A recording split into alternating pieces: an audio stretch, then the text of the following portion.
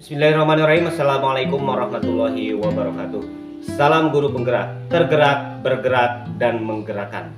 Baik, pada kesempatan kali ini saya ingin membahas tentang koneksi antar materi modul 2.3 tentang coaching untuk supervisi akademik. Saya adalah CGP Angkatan 8 dari Kabupaten Garut dan tempat mengajar saya SMPN 1 Pangatikan. Baik, sebelum kita membahas tentang koneksi antar materi modul 2.3, saya ingin memperkenalkan diri. Nama saya Andi Yasir Habibi, kemudian pengajar praktik saya Ibu Teti Rismawati, kemudian fasilitator saya Bapak Dr. Muhammad Fauji. Pembahasan yang pertama mengenai kesimpulan materi modul 2.3, coaching untuk supervisi akademik.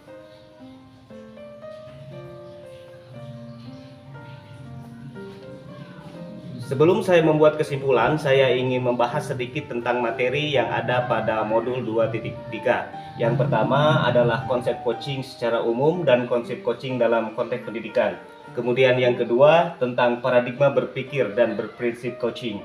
Kemudian yang ketiga, kompetensi inti coaching dan kita sebagai alur percakapan coaching. Dan yang keempat tentang supervisi akademik dengan paradigma berpikir coaching. Sebagaimana kita ketahui bahwa coaching didefinisikan sebagai sebuah proses kolaborasi yang berfokus pada solusi, berorientasi pada hasil dan sistematis, di mana coach memfasilitasi peningkatan atas performa kerja, pengalaman hidup, pembelajaran diri, dan pertumbuhan pribadi dari coachee.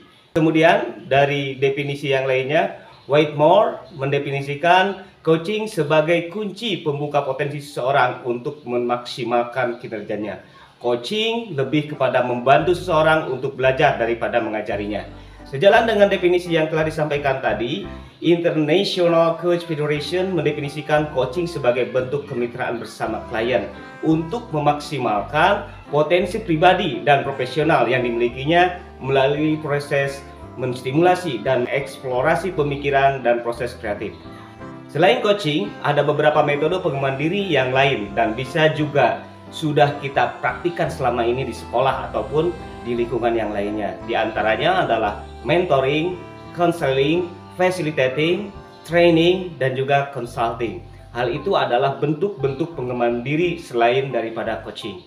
Kemudian apa perbedaan coaching dengan mentoring, counseling, facilitating, dan training? Nah, hal itu terletak pada tujuan dan juga hubungannya. Sebagaimana kita ketahui, coaching itu membentuk hubungan kemitraan antara coach dan coachee. Kemudian tujuannya adalah tujuan dari coaching untuk menggali potensi yang ada pada setiap coachee. Kemudian coaching dalam konteks pendidikan. Tentu saja coaching dalam konteks pendidikan sangatlah penting. Kita mengingat bahwa Ki Hajar Dewantara menekankan bahwa tujuan pendidikan itu menuntun tumbuhnya atau hidupnya kekuatan kodrat anak sehingga dapat memperbaiki lakunya. Proses coaching sebagai komunikasi pembelajaran antara guru dan murid. Murid diberikan ruang kebebasan untuk menemukan kekuatan dirinya dan peran pendidik sebagai pamong dalam memberi tuntunan dan memberdayakan potensi yang ada agar murid tidak kehilangan arah dan menemukan kekuatan dirinya tanpa membahayakan dirinya. Sistem among ing ngarso santulodo ing madiu mangunkarso tuturi handayani menjadi semangat yang menguatkan keterampilan komunikasi guru dan murid dengan menggunakan pendekatan coaching. Tuturi handayani menjadi kekuatan dalam pendekatan proses coaching dengan memberdayakan semua kekuatan diri pada murid. Proses coaching juga merupakan proses untuk mengaktifasi kerja otak coach dan juga coachee. Juga mendorong coachee berpikir secara kritis dan mendalam yang bermuara pada coachee dapat menemukan kekuatan diri dan potensinya untuk terus dikembangkan secara berkesinambungan atau menjadi seorang pembelajar sepanjang hayat. Pengembangan kekuatan dan potensi diri inilah yang menjadi tugas seorang coach atau guru atau pamong. Apakah pengembangan diri seorang coachee tepat perlahan-lahan atau bahkan berhenti adalah tanggung jawab seorang coachee. Pengembangan diri baik seorang coach ataupun coachee dapat dimaksimalkan dengan proses coaching. Coaching sebagaimana telah dijelaskan pengertiannya dari awal memiliki peran yang sangat penting karena dapat digunakan untuk menggali potensi diri sekaligus mengembangkannya dengan berbagai strategi yang disepakati bersama. Proses coaching yang berhasil akan menghasilkan kekuatan bagi coach dan coachee untuk mengembangkan diri secara berkesinambungan. Kemudian pembahasan yang kedua tentang paradigma berpikir dan prinsip coaching. Sebagaimana kita ketahui, paradigma coaching itu ada 4. Yang pertama, fokus pada coachee atau rekan yang akan dikembangkan. Kemudian bersikap terbuka dan ingin tahu. Ciri-ciri dari sikap terbuka dan ingin tahu itu adalah yang pertama, berusaha untuk tidak menghakimi, tidak melabel, tidak berasumsi atau menganalisis pemikiran orang lain. Mampu menerima pemikiran orang lain dengan tenang dan tidak menjadi emosional. Kemudian ciri dari sikap terbuka dan ingin tahu yang ketiga adalah tetap menunjukkan rasa ingin tahu yang besar terhadap apa yang membuat orang lain memiliki pemikiran tertentu. Kemudian paradigma yang ketiga, memiliki kesadaran diri yang kuat. Dan paradigma yang keempat, mampu melihat peluang baru dan masa depan. Artinya seorang coach itu harus visioner, harus memiliki pandangan ke depan. Kemudian prinsip-prinsip dari coaching, International Coach Federation atau ICP mendefinisikan coaching sebagai kemitraan dengan klien dan suatu proses kreatif dan menggugah pikiran untuk menginspirasi klien agar dapat memaksimalkan potensi pribadi dan profesional coachee. Prinsip coaching dikembangkan dari 3 kata kunci yang diperoleh dari definisi tersebut. Yang pertama adalah kemitraan, kemudian yang kedua proses kreatif, dan yang ketiga memaksimalkan potensi. Kemudian prinsip dan paradigma berpikir coaching dalam supervisi akademik tentu saja diperlukan dalam supervisi akademik, karena seorang guru atau pemimpin pembelajaran itu wajib mengetahui tentang prinsip dan paradigma berpikir coaching, karena dia akan melayani murid dan juga akan melayani rekan sejawat.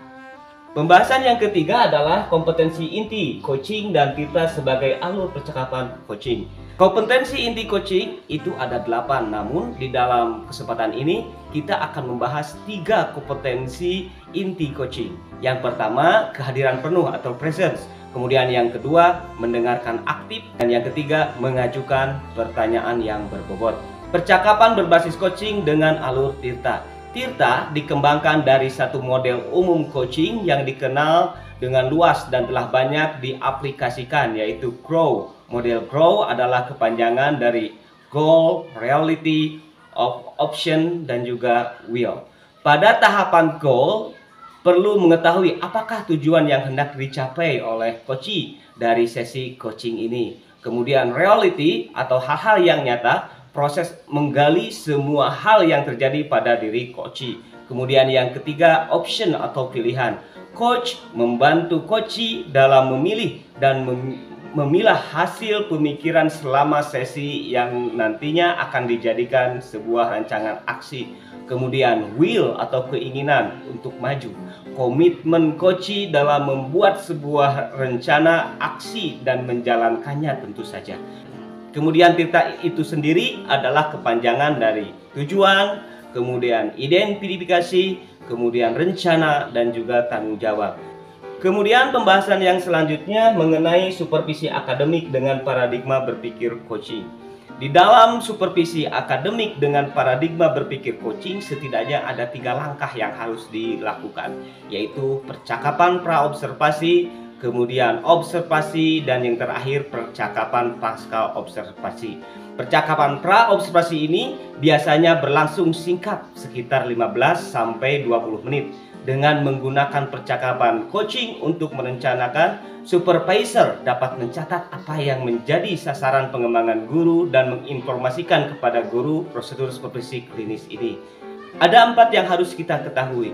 Yang pertama, supervisor menyampaikan tujuan besar supervisi dan tujuan dari percakapan awal. Kemudian yang kedua, guru menyampaikan rancangan pelaksanaan pembelajaran dan menginformasikan aspek perkembangan yang hendak diobservasi. Yang ketiga, supervisor dan guru menyepakati sasaran observasi, waktu kunjungan kelas, dan waktu percakapan pasca observasi. Kemudian yang keempat, supervisor menginformasikan bahwa ia akan mencatat kegiatan pembelajaran yang dilakukan guru di kelas.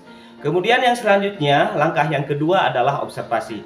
Observasi adalah aktivitas pengamatan oleh supervisor pada saat guru melaksanakan pembelajaran di kelas. Tujuan utama tahap ini adalah mengambil data atau informasi secara objektif mengenai aspek pengembangan yang sudah disepakati.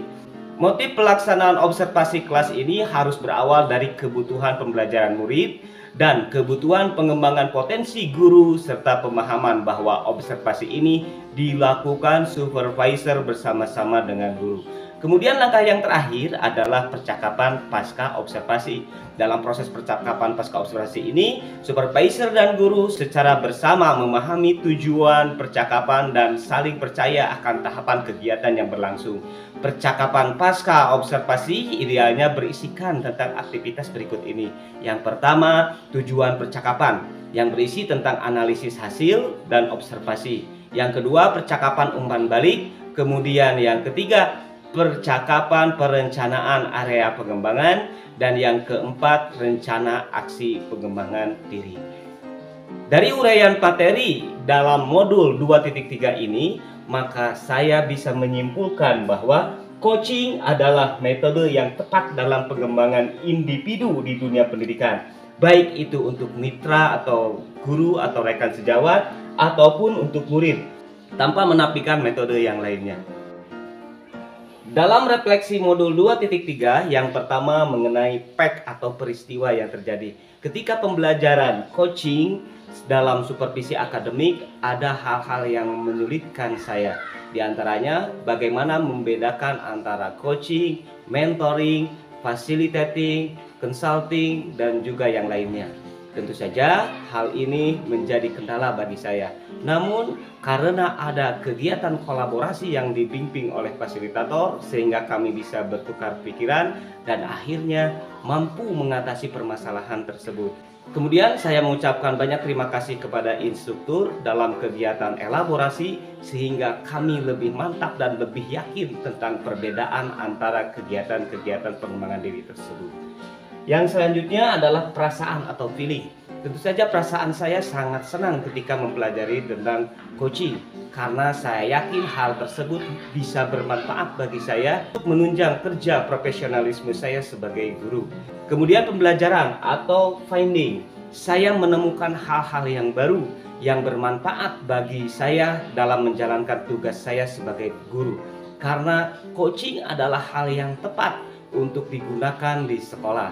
Dengan kemitraan yang baik, kita bisa membangun hubungan antara coach dan coachee, baik itu coachee-nya rekan sejawat ataupun coachee-nya adalah seorang siswa. Tentu saja ini hal yang bermanfaat dalam kegiatan supervisi akademik. Kemudian penerapan ke depan. Tentu saja di dalam penerapan ke depan, saya akan selalu menggunakan coaching sebagai cara atau metode untuk mengembangkan diri, baik mengembangkan diri saya sendiri ataupun mengembangkan diri coachee, baik coachee-nya rekan sejawat dan juga murid. Yang selanjutnya adalah pertanyaan-pertanyaan pemantik koneksi antar materi modul 2.3. Pertanyaan pemantik yang pertama, bagaimana peran Anda sebagai seorang coach di sekolah dan keterkaitannya dengan materi sebelumnya di paket modul 2, yaitu pembelajaran berdiferensiasi dan pembelajaran sosial dan emosi. Peran saya sebagai coach di sekolah tentu saja ini sangat diperlukan, karena setiap murid harus dilayani dengan potensi-potensi mereka yang berbeda. Tentu saja potensi tersebut membutuhkan kegiatan atau metode coaching untuk mengembangkan diri murid. Adapun keterkaitan coaching dengan modul-modul sebelumnya tentu saja memiliki keterkaitan yang erat. Sebagaimana kita ketahui bahwa dalam pembelajaran berdiferensiasi itu mengarahkan bahwa murid-murid itu memiliki potensi yang berbeda. Murid-murid itu memiliki kodrat yang berbeda. Kodrat yang berbeda tersebut tentu memerlukan pelayanan secara individu. Dan ketika kita menerapkan coaching dalam melayani murid atau mengembangkan potensi yang dimiliki murid, itu sangat tepat. Kemudian pembelajaran sosial dan emosi. Ketika kita melaksanakan kegiatan coaching, tentu saja kompetensi sosial dan emosi ini sangat diperlukan karena seorang coach harus memiliki keyakinan dan keteguhan serta mengontrol dirinya ketika kegiatan coaching berlangsung. Dengan demikian, dia tidak akan terjebak dengan situasi atau kondisi yang akhirnya mengarahkan pada kegagalan kegiatan coaching tersebut. Kemudian pertanyaan pemantik yang kedua, bagaimana keterkaitan keterampilan coaching dengan pengembangan kompetensi sebagai pemimpin pembelajaran?